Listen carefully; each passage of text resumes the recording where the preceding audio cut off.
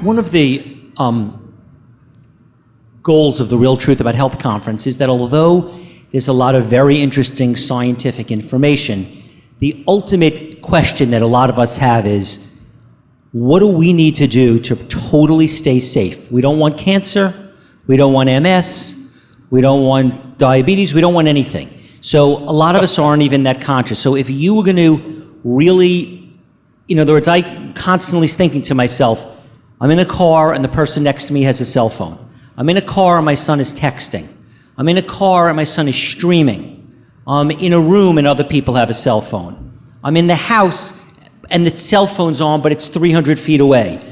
The wireless is on, but it's not near me. So the question is, if you were going to, forgetting about the details, assuming we just wanted to know how to protect ourselves, what are the things so we understand that holding a cell phone to our ear is not recommended. So aside from holding a cell phone to our ear, what are all the other things that we should be conscious of and be trying like as hard as we can to avoid exposure to EMFs? Yeah. Okay. Everybody's sitting on the edge of the seat. What were you going to say? I was going to answer it, but you go ahead. Go ahead. I'll do some and then you add on. Yeah. So I think that once you wake up to this issue that cell phones and wireless devices emit radiation, you can start to think differently and I'm going to start with some easy changes and go to some harder ones, because again, meaningful, lasting change is going to be policy change. In order to keep us safe from 5G and these cell towers going up, the personal changes we make are not going to be enough, but I want to talk to you about them. Like to start with, in this room, a lot of people have cell phones on. Some of you might have a cell phone in your pocket. You can turn them off. In fact, we should be turning them off, because that will decrease, like right now you can take it out, power it off, and that decreases the electromagnetic radiation in the room that's affecting us and also people who might be sensitive to those fields in the room. Not having it on your body, keeping a distance is a first start, but if I'm in a car, all the phones are off. That's what we do as much as we can. There have been times where that hasn't been the case, but in my car that I own and in my house, I can say what I want to happen in my home and in my car. So the problem is that's easier said than done, because maybe there's a work thing or maybe there's something that's come up and people say, how do I do that? But we have to start talking about this and making those changes. When I go to find a hotel room and I'm in charge of picking it, I try to find one that has a wire, and if they don't, sometimes I write the hotel about that.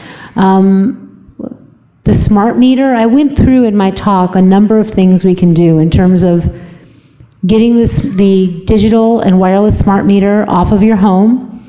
And if you're in a state, well, that's the utility meter that gives you your bill, that measures the electricity you're using. If you're in a state where you don't have an opt-out, then get organized with a local group and get an opt-out, but that's actually not good enough. What we need is a fully wired infrastructure ultimately, or for everyone to be able to have an analog, a non-radiating meters.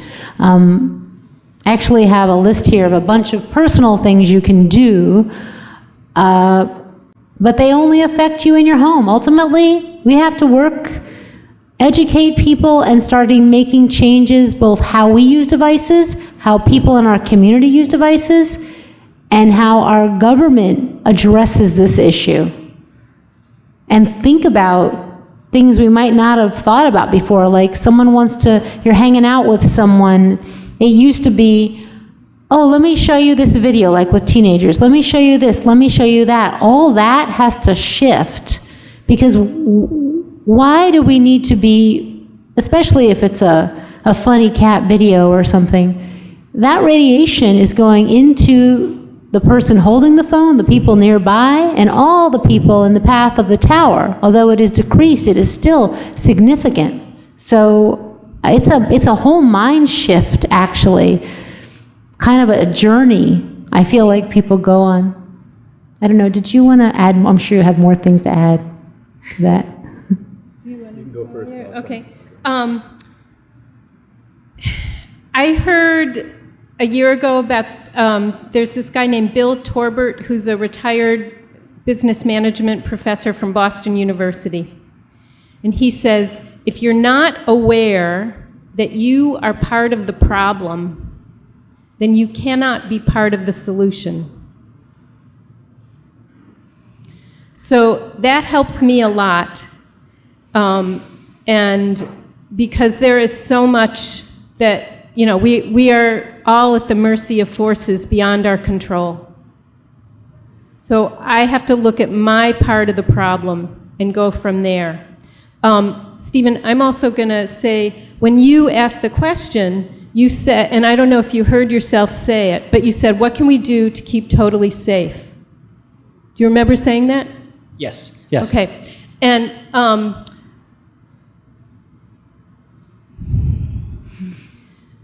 I don't believe that that's possible. That's about right. Yeah. And but acknowledging that is a sea change. And so it sounds like you have children. And so as a parent, of course, you want to protect your children and your whole family. And so recognizing our powerlessness is a major step.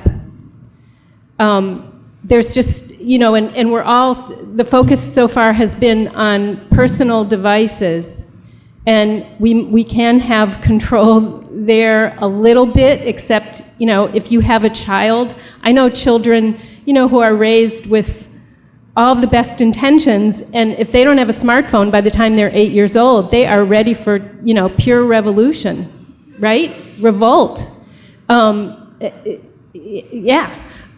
So there's very little control that we have as far as I can see. So that is one of my questions again. What control do we have? I'm going to tell a story about a paper I have on my website.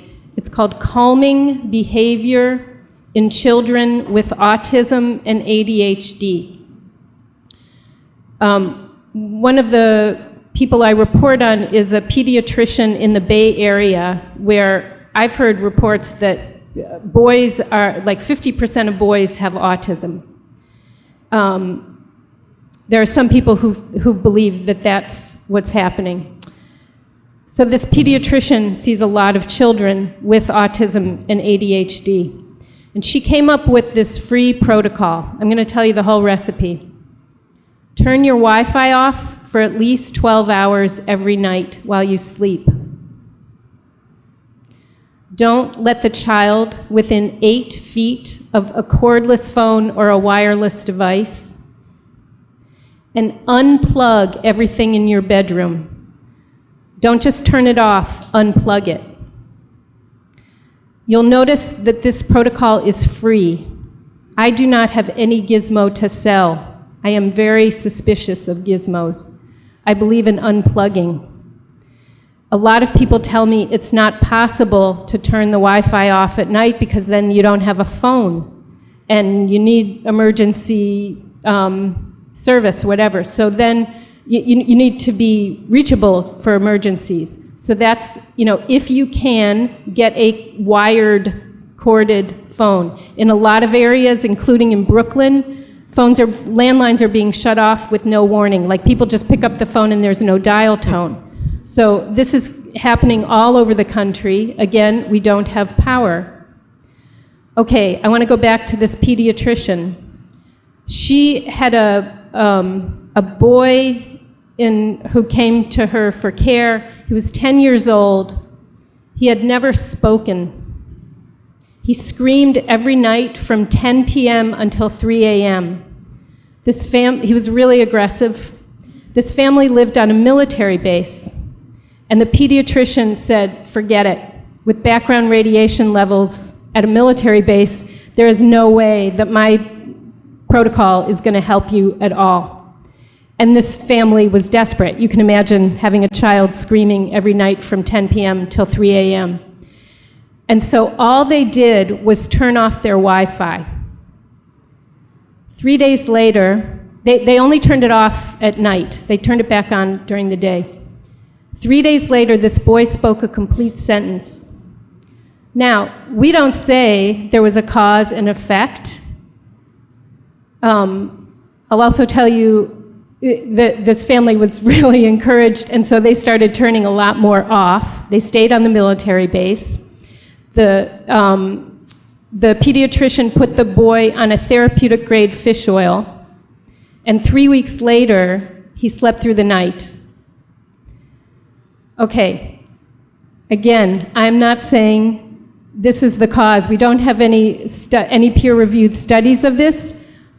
I will say this experiment is free, and you can try it for 2 weeks and see if it changes for you, for the situation you have. We do know other families that have had children diagnosed with autism as toddlers. They unplug all the wireless stuff in their own homes, and by the time the children are teenagers, I know one family where the children no longer have autism. And I know people who have had, teeny tiny changes from doing this. So I'm telling you some dramatic stories, but you can do the experiment yourself. Don't clap until the end.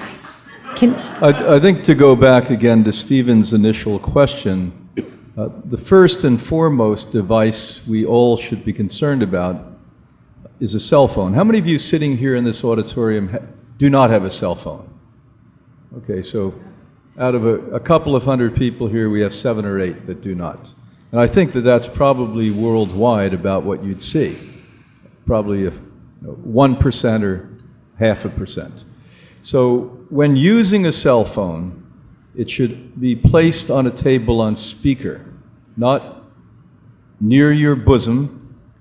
As Dr. Davis showed us photos out of Stanford University, there's a rare new form of cancer because young women put it in their brassiere. Somehow they think that that's the place you keep cell phones.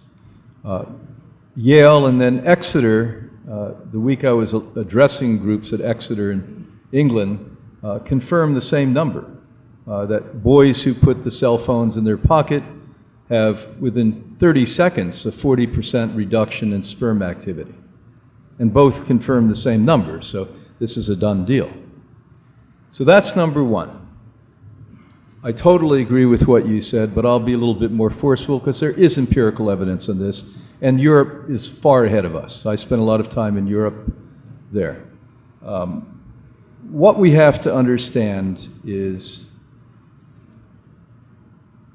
science is sort of problematic in many ways because it tends not to be controlled by common sense in any way. People are afraid to take a step forward and to move out of the grips of insanity because there's not enough evidence that we can do that, and it should be done in the right way, because the legal system pretty much controls and manipulates the scientific community, and corporations pretty much fund 95% of all corporate studies. So that's what's going on. In Europe, where there's a little more humanity still left, they are successfully using scalar waves, which are even more subtle waves, to attract the less subtle waves, these problematic frequencies that now we're all surrounding ourselves. We're bathing in, forget surrounding ourselves with. We're bathing in, and it's getting worse all of the time. The more population of the world, you're going to have more of this, by the way. What happens if we go to 15 billion people by the end of this century? And you think we're just going to be using cell phones now? I was shocked when I was at a conference and somebody showed me that infants who can't sit up and speak have computers that they're playing with at 3 months old, and with no protection on these computers. I don't think that we can call everything gizmos. Let me give you a little bit of earth science. Radiation comes from something called uranium. Uranium's a rock. So where all radiation initiated from is a rock. There are rocks, by the way, when you look at geology, that pretty much block the radioactivity that's coming from the uranium. And so those rocks can be affixed to your devices. And this dramatically, doesn't eliminate it, but dramatically reduces the output of that negative frequency. It acts like a lightning rod. You don't take lightning away, you attract lightning to it rather than your biofrequency field, all of the cells that you so well spoke about, that work at 75 hertz. So there are ways to protect yourself. There are devices that you can put around your neck. I've been wearing such devices for 35 years. My wife is one of the world's leading authorities on cellular research, and we watched what happened when we put these devices like high pulse around our neck versus when we don't have them. And low, where cells come together because of electromagnetic frequency, you put the devices and they dramatically shift. They go back. So rather than say, let's wait and see what we can do to protect ourselves, let's use what we do know works today. And it's becoming far less expensive than it was at one point. When we moved into a house 20 years ago, we found out that from Gauss meters, this is something you may want to buy, and if a Gauss meter that's $200 is too expensive, buy a $5 transistor radio and put it off the station. Don't have a station on. And as you go into a room, it will pick up the electromagnetic frequency by going shh. The less frequency, the less sound you're going to see. And so we found out the room my little baby daughter at that point, who's now 33, was sleeping in, she was being zapped at incredibly high amounts of electric. And we went out and we bought, at Home Depot, by the way, they didn't have it in stock, a lead wall piece. So rather than the wall piece you normally put up, lead. Lead stops radioactivity. This is why when you're in an MRI center, by law, they have to put lead around the MRI room because it's emitting radioactivity. And why, when you go to the dentist and they're doing an x-ray, they stick lead around your neck, is because it stops radiation. So let's not sit and wait on our hands. Let's move forward. We are at the cutting edge of these understandings. Sadly, a lot of these technologies today to protect you are very expensive, and they're becoming less expensive as go. The ones that aren't are the most important ones. The ones you put on your phone, the ones you put in your router, the one I put in my Tesla car. Less expensive. Okay. Regarding 5G, I forgot to announce this before we started. There is a group in Long Island that is organizing to fight against 5G. So if anyone in this audience is moved by this and feels passionate and strongly about 5G, and you want to speak and meet and help with this problem on Long Island, there's a group of passionate people dealing with this, and it would be great if you would say hello to them and talk to them and talk about getting involved. So they have a booth over there on the right, and maybe you guys want to hold up your hand so they can see you, meet them after, and go over to their booth and sign up to find out how to be connected so you could follow up with this energy. And do they have a website?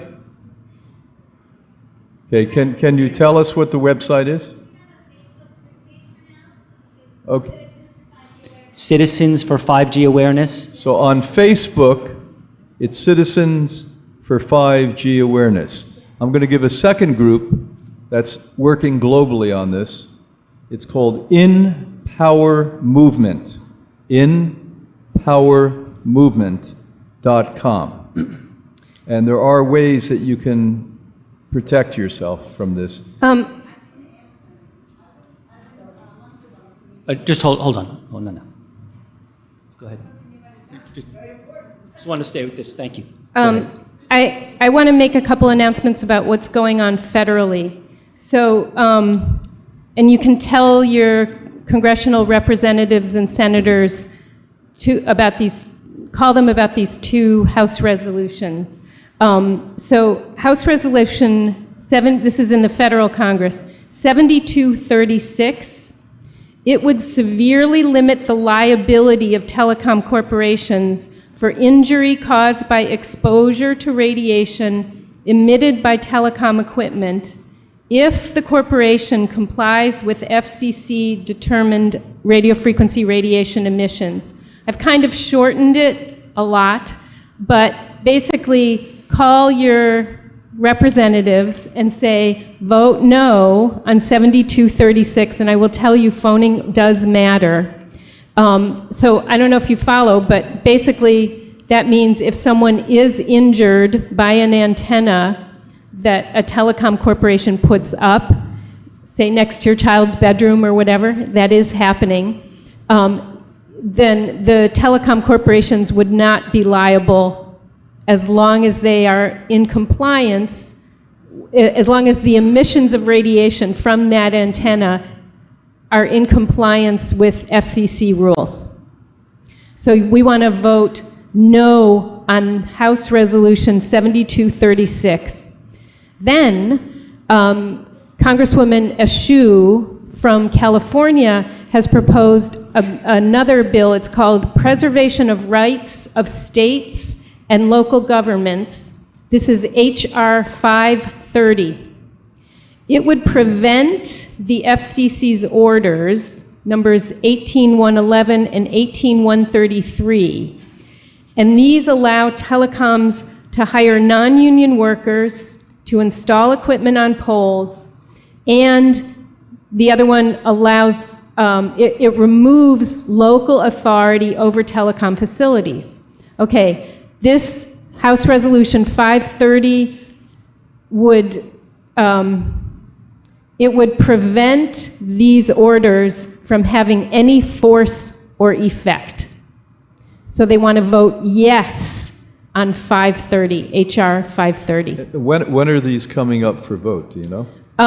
We don't know. So there was the Streamline Act in the last Congress, but it is not, which is awful, but it hasn't been reintroduced. So these have been introduced, and we've kind of had a little bit of a shutdown problem recently. So give both of them again, if you would. So I don't know when they will be,